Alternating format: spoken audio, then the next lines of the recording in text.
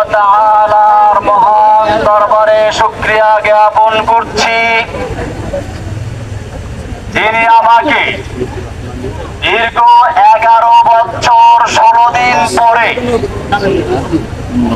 আপনাদের দোয়া এবং আল্লাহর রহমতে মুক্ত বাতাসে আসার তৌফিক এনায়েত করেছেন। আপনারা জানেন, কয়েক মাস পূর্বে আমার জামিন হয়েছিল।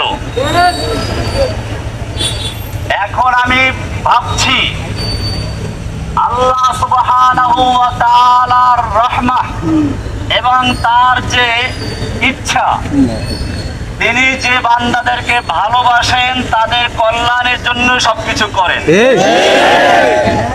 ওই সময় যদি আমি মুক্ত হতাম, সমালোচকরা বলতো সরকার তাকে ছেড়ে দিয়েছে আপোস করার জন্য। বিভিন্ন রকমের সমালোচকরা সমালোচনা করত। আল্লাহ সুবহানাহু ওয়া তাআলা চাইলেন তোমাকে এই সমালোচনার বোঝা নিয়ে বের হওয়া দরকার নেই, ইজ্জতের সঙ্গে আল্লাহ সুবহানাহু ওয়া তাআলা সেজন্য ওই জালেম শাহীকে দেশ থেকে ত্যাগ করে বের করে দিয়ে আমাদেরকে আল্লাহ রাব্বুল আলামিন ইজ্জতের সঙ্গে বের করেছেন। ভাইয়েরা আমার, আপনারা জানেন ফিরআউন তার জাতিকে বিভিন্ন দলে বিভক্ত করেছিল। কোরআনুল কারীমের সূরা কাসাস এর প্রথম থেকে 7 আয়াত পর্যন্ত সে বিষয়গুলো রয়েছে। আল্লাহ সুবহানাহু ওয়া তাআলা বলেন, ইন্না ফিরআউনা আলা ফিল আরদ, ফিরআউন মিশর ভূখণ্ডে সর্বে সর্বা এবং ধরাকে সরা জ্ঞান করে সবার উপরে সে স্থান করে নিয়েছিল। তার চেয়ে বড় আর কেউ নেই। ফেরাউনের সঙ্গে আমাদের দেশের ফেরাউনি মিল রয়েছে। বাংলাদেশের ক্ষমতাকে এমনভাবে কুক্ষিগত করেছিলেন, তার ইশারা ছাড়া একটা কিছু করা সম্ভব হতো না। হাইকোর্ট থেকে আমাকে জামিন দিয়েছিল, শেখ হাসিনার ইঙ্গিতে আমাকে আবার পুনর্বার গ্রেফতার করে ছেড়ে দেওয়া হয়েছিল। হাসিনা, দেখে রাখো, আজকে বাংলাদেশের তুমি নেই, কাসিমউদ্দিন রহমানি।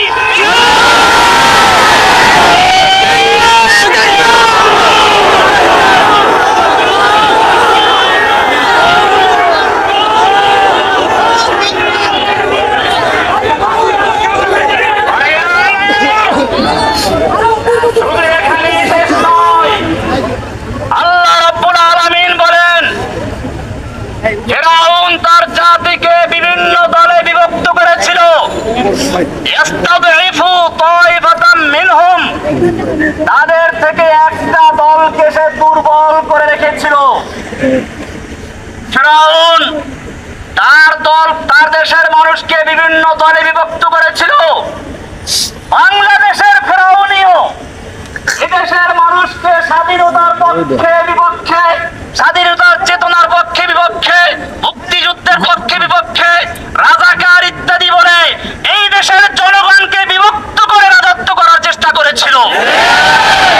আল্লাহ রাব্বুল আলামিন তার সমস্ত চক্রান্তকে মাকড়সার চালের মতো ছিন্ন করে দিয়ে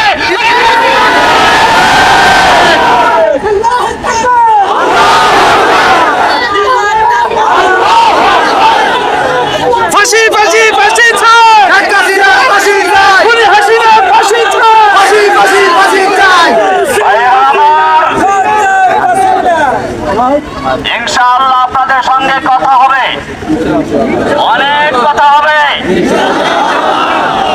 আজকের এই স্বল্প পরিসরে একটা কথা বলতে চাই।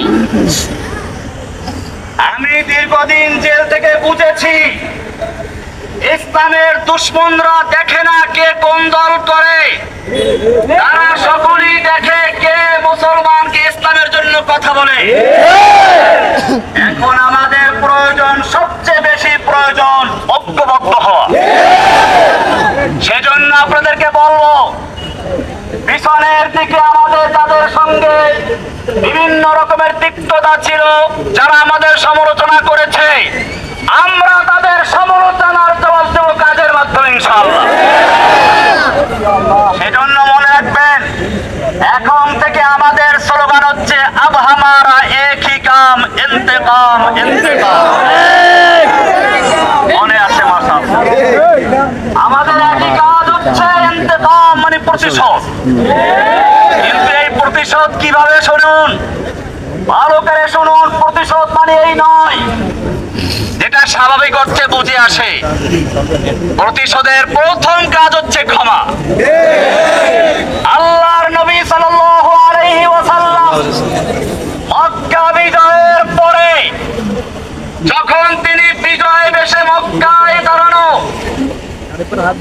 সাহাবায়ে কেরাম 10,000 তরবারি উন্মুক্ত রেখে বসে আছেন, আল্লাহর নবী ইশারায় অপেক্ষা করছেন। আল্লাহর নবী মক্কার কাফেরদেরকে জিজ্ঞেস করলেন, ও মক্কার কাফেরেরা, আজকে তোমরা আমার থেকে কেমন আচরণ আশা করছো? মক্কার লোকেরা বলেছিল, একজন উত্তম ভ্রাতা, উত্তম চাচার থেকে যা আশা করা যায় আমরা তাই করছি। আল্লাহর নবী সাল্লাল্লাহু আলাইহি ওয়াসাল্লাম সেদিন বলেছিলেন, আজকে আমি সে কথাই বলবো এই কথা বলেছিল আমার ভাই ইউসুফ আলাইহিস সালাম তার ভাইদেরকে হাতের নাগালে পাওয়ার পরে। ইউসুফ আলাইহিস সালামের ভাইয়েরা তাকে কুয়ায় নিক্ষেপ করেছিল, কিন্তু সেই ভাইয়েরা যখন তার হাতের মুঠোর ভিতরে চলে আসলো, ইউসুফ আলাইহিস সালাম তাদের ক্ষমা করে বলেছিলেন, লা তাসরিবা আলাইকুমুল ইয়াউম, আজকে তোমাদের বিরুদ্ধে আমাদের কোনো ক্ষোভ নেই, আমার কোনো ক্ষোভ নেই, যাও তোমাদের সকলকে আমি ক্ষমা করে দিলাম।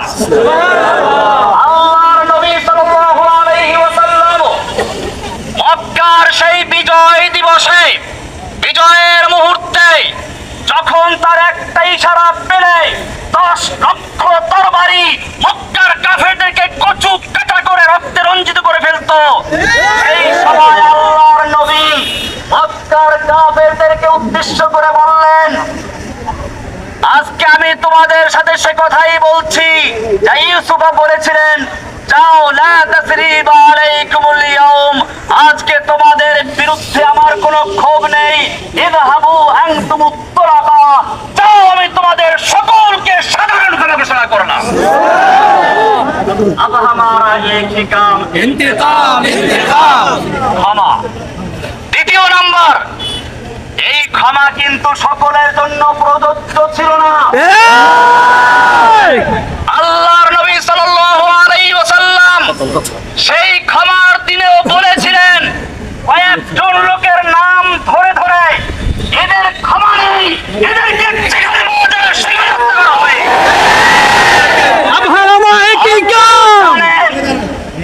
আল্লাহর নবী সাল্লাল্লাহু আলাইহি ওয়াসাল্লাম এখনো লোহার অস্ত্র মাথার থেকে খুলেন নাই। সেই সময় রাসূল সাল্লাল্লাহু আলাইহি ওয়াসাল্লামকে বলা হলো, ইন্না ইবনা খাতাল মুতাআল্লিকুন বিআস্তারিল কাবা, ওই যে ইবনে খাতাল, যাকে আপনি ক্ষমা করেন নাই, যে আপনার বিরুদ্ধে কুচ্ছ রটনার জন্য দুটো নর্তকী নাচাতো আর গান গাওয়াতো, সেই ইবনে খাতাল এখন বাঁচার জন্য কাবার গিলাফ ধরে ঝুলে আছে। আল্লাহর নবী সাল্লাল্লাহু আলাইহি ওয়াসাল্লাম সেই সাহাবীকে বললেন, ফাকতুলহু, এই কাবার গিলাফ ধরে ঝুলে নয়, যদি হাজরা আসওয়াদের চুমু দেওয়া অবস্থা থাকে তাকে ওখানে হত্যা করে দাও। ওয়াহাশীকেও ক্ষমা করা হয় নাই। বুঝা গেল আল্লাহর নবী সাল্লাল্লাহু আলাইহি ওয়াসাল্লাম দয়ার সাগর, যাকে বলা হয়েছে রাহমাতুল লিল আলামিন, গোটা জগৎ সমূহের রহমত, তিনিও এই আম ক্ষমার দিনে, সাধারণ ক্ষমার দিনেও বিশেষ কিছু লোকদের ক্ষমা করেন নাই। আজকে আমি বলতে চাই, এই দীর্ঘ 1.5 যুগ পর্যন্ত হাসিনা সরকার নির্যাতনে, নিপীড়নে যারা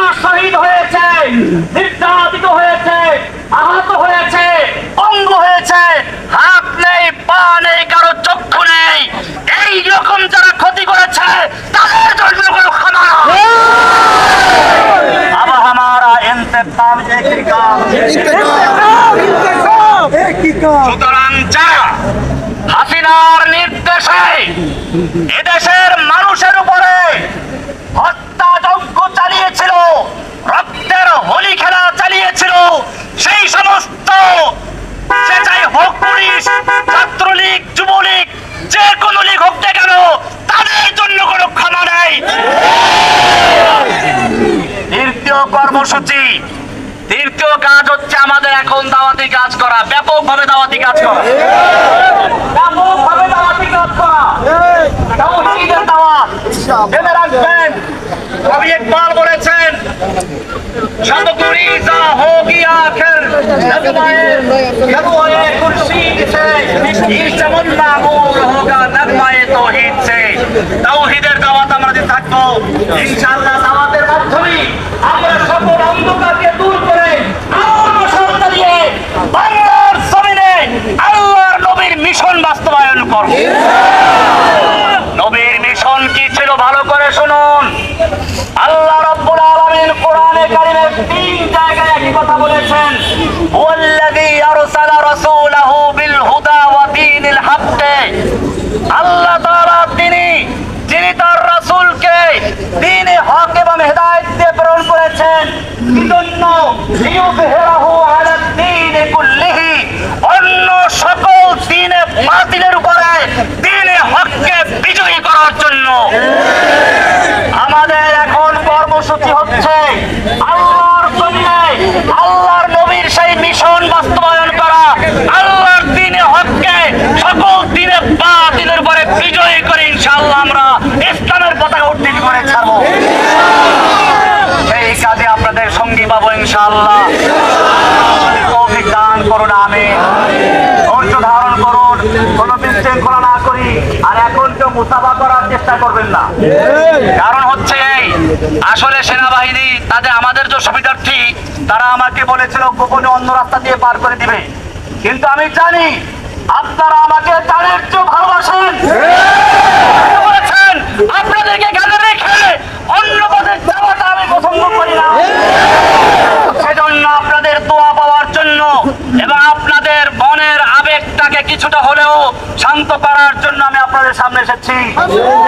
এখন আমরা কেউ কোনো বিশৃঙ্খলা করবো না। গাড়িটা যিনি চালাচ্ছেন ওনার বারবার অনুরোধ হচ্ছে, ভাই গাড়ির যেন কোনো ক্ষতি কেউ না করে, কেউ মুসাফা করতে না আসে, এরকম ভাবে গাড়ির যেন কোনো রঙের ক্ষতি না লাগে, কারণ গাড়িটা ওনার নিজেরও না। তো সেজন্য আমরা শান্তভাবে দীর্ঘ 11 বছর পর্যন্ত ধৈর্য ধারণ করতে পেরেছি। ইনশাআল্লাহ এখন কিছু সময়ের জন্য ধৈর্য ধারণ করলে আমাদের কষ্ট হবে না ইনশাআল্লাহ।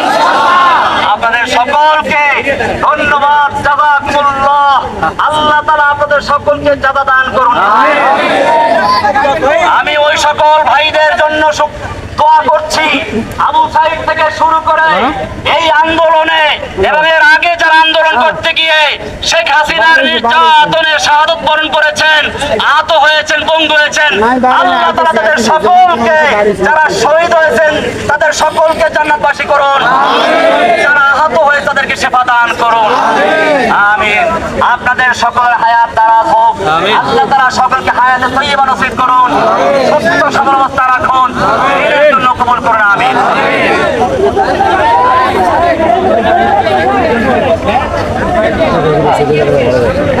ভাই সাইডে হয়ে যা, সাইডে হয়ে যা, সকলে